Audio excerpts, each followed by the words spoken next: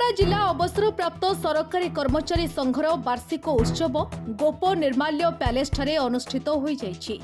वार्षिक उत्सव में मुख्य अतिथि भाव में केन्द्रापड़ा पौरपालिका अध्यक्षा श्रीमती सरिता साहू और सम्मानित अतिथि भाव में भारतीय स्टेट बैंक केन्द्रापड़ार मुख्य प्रबंधक विश्वजीत राउतराय, डॉक्टर दिलीप कुमार मिश्र मुख्य संयोजक अवसरप्राप्त कर्मचारी संघ, डॉक्टर उपेन्द्र प्रधान सभापति अवसरप्राप्त कर्मचारी संघ, करुणाकर दास संपादक, वैष्णव चरण स्वाई संगठन संपादक, अजय कुमार सामल संघ उपदेष्टा प्रमुख उपस्थित थे।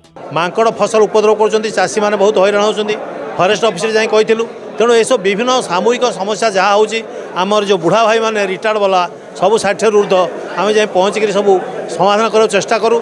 से आम चाहूँ सबू एकजुट होकर आम भविष्य में केन्द्रापड़ा कृषि प्रधान जिला केमती जिला आहरी उन्नत करूँ, कृषि उन्नति हम, शिक्षा क्षेत्र में उन्नति केन्द्रापड़ा कॉलेज को केमती विश्वविद्यालय कर जजांग केमती आम गोटे साइंटिफिक सेंटर होकर कृषि विश्वविद्यालय हो बोली आम चिंता करूँ। सरकार को जनईचु अतीत गवर्नर को भेटी ए विषय में केन्द्रापड़ा गोटे मेडिकल कॉलेज कहूँ। यही सब विषय में आम सजग अच्छु, सचेतन अच्छु और आमर यही पेंशनर संघ बा अवसर प्राप्त कर्मचारी संघ सर्वदा करुवा संग्राम सेमानकर समस्या संपर्क में किभली भाव में आम उच्च स्तर रे समाधान करिपारिबु एवं सामाजिक कार्य मध्य करिबु। अवसर पर आम सामाजिक काम यथा वृक्षरोपण एवं प्राकृतिक विपर्य समय लोक मानक सहयोग करवा, जिले में कृषि विकास करवा एवं अन्यान्य काम करने आम बद्धपरिकर आम बद्ध करुचु से कार्य।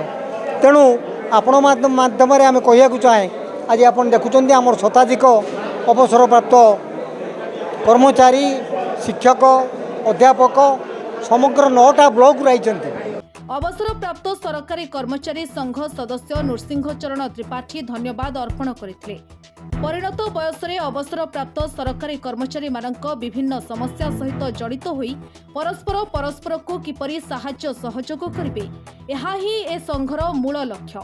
एही अवसरप्राप्त सरकारी कर्मचारी संघ वार्षिक उत्सव रे जिलार बहु अवसरप्राप्त कर्मचारी जोग देबा सहित सेमाने सेमानक अभिमत व्यक्त करथिले। केन्द्रापड़ारू जिला प्रतिनिधि अनिरुद्ध दास रिपोर्ट, न्यूज एपिसोडिया।